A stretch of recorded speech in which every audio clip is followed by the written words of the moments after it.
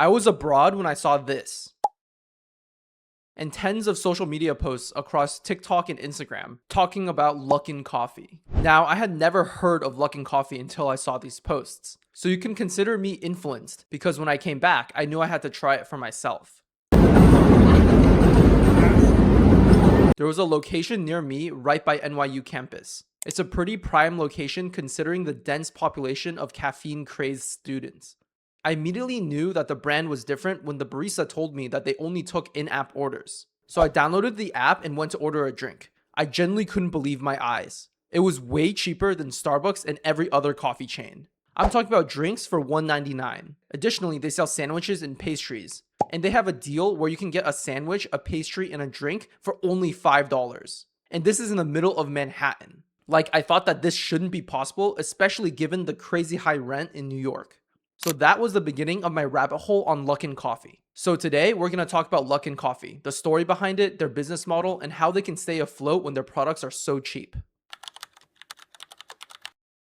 So what is Luckin Coffee? Well, Luckin Coffee is China's answer to Starbucks. Founded in 2017, it scaled insanely fast, going from 0 to thousands of stores in just a couple of years. At one point, it even overtook Starbucks in total locations across China. But here's what makes Luckin different from every other coffee chain. Luckin isn't built like a coffee company. It's built and operated like a tech company that sells coffee. From the beginning, the founders, Jenny Qian and Charles Liu, had a very simple idea. They looked at Starbucks and realized that Starbucks built its empire on the idea of the third place. A place that's not your home to sit, relax, and spend time. You can take a look at this for yourself. If you take a look around your local Starbucks, you'll realize that many of the patrons have just bought a coffee and are sitting there on their laptops, studying, working, or watching TV. That's the idea of the third place, and Starbucks has dialed down the cafe experience to a T. But the founders saw this and felt that it was a little bit inefficient.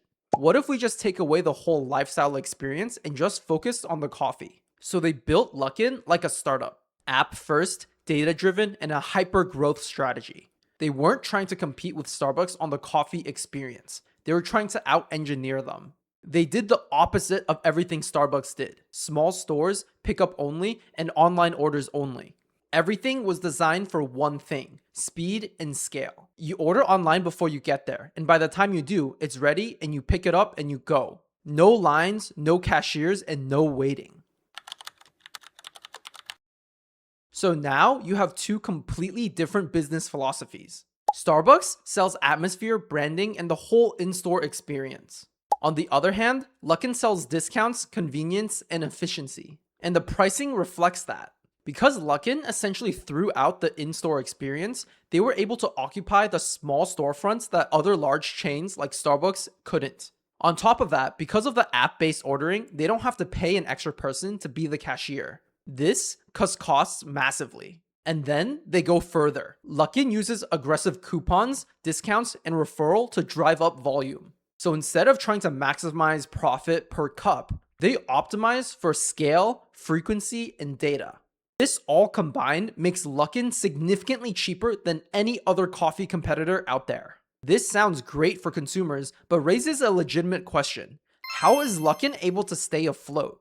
Because for years, it didn't look like it was. In 2020, Luckin faced a huge scandal. They admitted that they had fabricated hundreds of millions of dollars in sales. Everything collapsed. The stock crashed and executives were fired. They got delisted from NASDAQ, fined by regulators, and faced massive lawsuits. And just like that, one of the fastest growing companies in the world was finished. Or so everybody thought. Here's the part that most people miss. The fraud wasn't because that nobody wanted the product or that the business model was broken. The stores were actually busy and people really liked it. The model, cheap, fast, app-based coffee, actually worked. The numbers were fake, but the demand was real. So instead of disappearing, Luckin rebuilt.